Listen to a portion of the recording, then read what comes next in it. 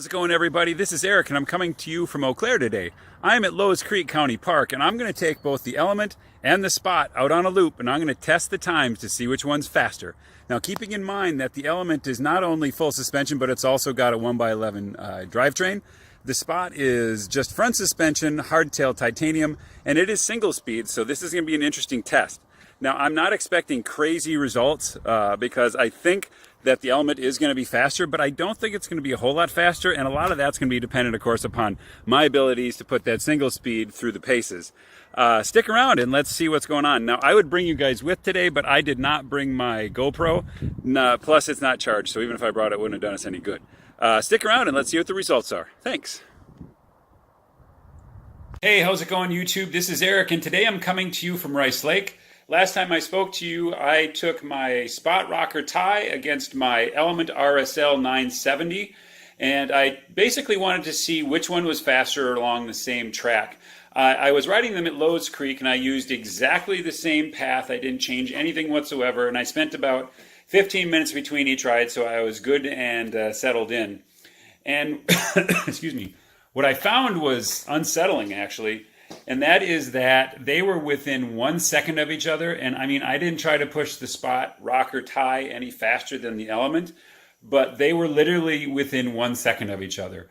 I thought that was pretty crazy. One was 12 minutes 55 seconds, and the other one was 12 minutes 56 seconds. So just a crazy close race. Now, granted, I think the Spot Rocker tie, being the fact that it's a hardtail, and it is a single speed, I think over the course of an entire race would probably wear me out quicker than the Element. But in that first lap, there wasn't much difference at all. I was really impressed. And I think some of that might be the fact that you've got, and I'm looking over to the Spot, it's right over there. I think one of the main reasons is that there's so much efficiency in that single speed and that hardtail that there just isn't a huge difference, especially in the first lap, maybe first 2 laps. But I think after a while of getting beat up on that bike, I think in the long run, the RSL probably would be a little bit better bet if you're going to be on a longer race. Who knows? I mean, I know guys that have raced single speed rigid, and they have won the fat tire here north of Rice Lake in the Chequamegon Forest. So I guess a lot of it has to do with your conditioning as well. So thanks for sticking around to hear about the numbers on that. Now, what I'm going to do today is I'm going to take the Element out. I'm going to take it on a little bit of a road ride, but then I'm going to take it on the Tuscobia Trail and just see where that leads me. And what I'm going to do is I'm going to be testing, I guess, the clothes that I'm wearing. So if you look here, it looks like I'm wearing some sort of a plaid, overshirt. But this is actually a cycling jersey, and I did and some mountain bike shorts.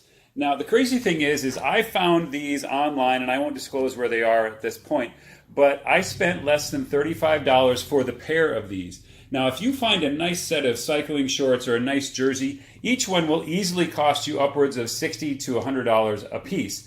So if I can find something like this online, now I got to wait a little bit to get this. It took me about 2.5, 3 weeks to get it. But I spent $35 for both. And if these things handle just as well, why would I want to spend more? Now, granted, I am a firm supporter of my local bike shops. I like to give those guys the business when I can. But man, I'll tell you what, $100 is $100. I mean, that's a week's worth of groceries for my family and I, so that makes a huge difference. I'm going to take this out, and I'm going to put about 20 miles on these and see how they hold up. Stick around, and I'll let you know how that ends. Thanks.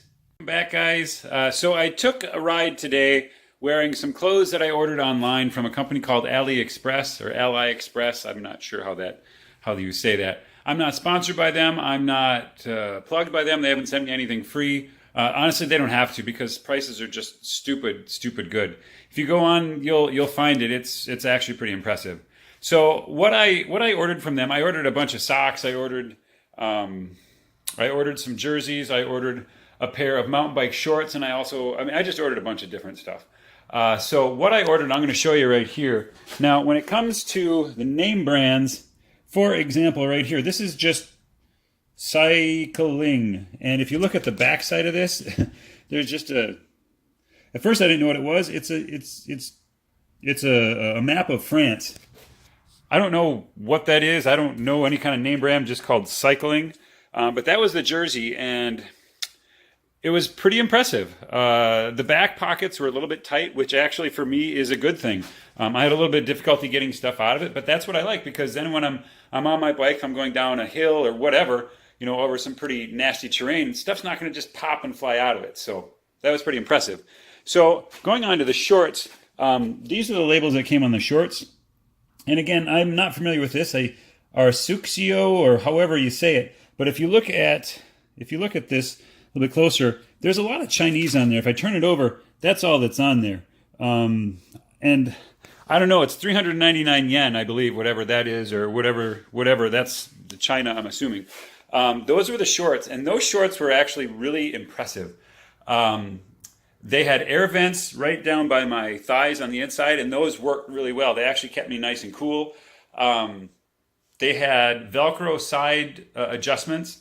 They had Velcro right down where you would like button it in 2 buttons. They had zippers that worked really well, 2 on each side. Big enough zippers down at the bottom. I could actually put my phone in there if I wanted to. They're actually really nice. And for the price I paid for them, you could probably buy 3 or 4 pair of regular, like say, I won't name any brands, but more recognizable name brand mountain bike shorts. This was impressive. And I can tell you, when I need more shorts, this is where I'm going, because it's not name brand stuff. You're not going to get recognized on the trail, but if your goal is to go out and ride your bike and enjoy it and just have good quality stuff that didn't cost an arm and a leg, go to AliExpress or AliExpress and check it out. It's really impressive. And since we're here, I'll just do a quick tour of the bike shop. So as you can see, it's in my garage. There's lights everywhere. Whoever owned this before, they were a painter. They did like actual compression style painting. So that was it was a nice setup. I'm very fortunate. I have a nice big compressor. I have compressed air all the time, and it's very nice. So moving on to the bikes, of course, we've got the BSA over there. That's my fiance's. Down below that, we've got the Batmobile, and we've got the giant I guess we'll call balance bike. That's my son's. Above that, I've got the Roubaix. There's my stepdaughter's 220 Trek.